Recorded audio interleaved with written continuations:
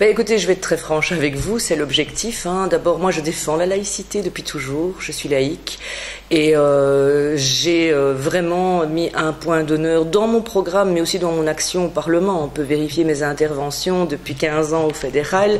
La plupart de mes interventions ont été dans mon travail de parlementaire, basé justement sur la laïcité, la neutralité de l'État et la nécessaire séparation du religieux et de l'État.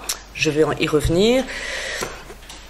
L'autre partie de mon combat principal a été l'antisémitisme, le combat contre l'antisémitisme. Maintenant, je dois vous dire qu'avec Denis Ducarme, nous avons beaucoup travaillé sur la neutralité de l'État.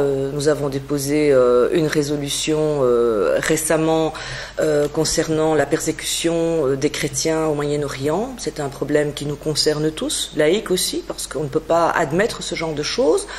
Nous avons... Moi, j'ai déposé avec Daniel Baclen et Denis Ducarme une résolution visant à empêcher le port de la burqa dans notre pays. À 2 reprises, j'ai défendu en commission, et ça n'a pas été facile, l'interdiction du port de la burqa. Cela a été voté. Nous avons demandé à plusieurs reprises, et ça fait partie de notre programme, la suppression de tous les signes convictionnels au sein de l'administration et de l'école publique.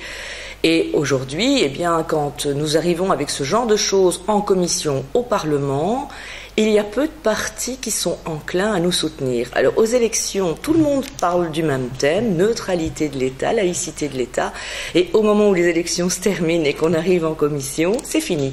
Je vais vous donner pour exemple, j'étais en commission avec une proposition que le MR a déposée visant à interdire les signes distinctifs religieux dans les bureaux de vote pour les présidents, les assesseurs, etc.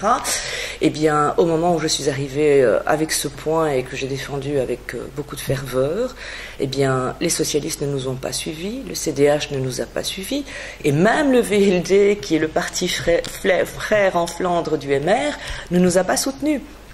Alors, ça me rend toujours perplexe, parce qu'au moment de l'élection, tout le monde vient avec ses thèmes parce que la population est en demande, la population est inquiète du repli communautaire en Belgique. Il ne faut pas se voiler la face, c'est une réalité. Et moi, qui me bats aussi pour l'égalité des chances pour les femmes, je ne suis pas une féministe acharnée, mais je pense que dans la vie, moi je travaille à l'ONU une fois par an avec Viviane Teitelbaum, nous partons défendre le droit des femmes par rapport à l'accès à l'éducation, à l'école, de pouvoir les former dans certains pays. Il faut quand même se rendre compte qu'en Afghanistan, au Pakistan, il y a des femmes qui se battent au prix de leur vie pour avoir cette liberté qu'elles n'ont pas. Et nous, ici, on a un véritable repli identitaire. Et bon, nous sommes peu nombreuses. Au moment des élections, tout le monde vient avec des discours ronrons. On va tout faire pour avoir cette neutralité tant attendue. Et après l'élection, il n'y a personne qui a le courage. Et le MR est souvent isolé. Je ne dis pas toujours, mais souvent isolé. Pour la burqa, ça a été au forceps, mais on y est arrivé. Parce que j'ai défendu l'idée que si on a des femmes qui se battent de leur vie dans des pays difficiles pour avoir justement cette liberté de ne plus porter ce fardeau qu'est la burqa, eh bien en Belgique, on a des cas semblables à Laken ou ailleurs. C'est inadmissible, c'est un repli, c'est vraiment, je trouve, une gêne terrible pour la femme et son émancipation.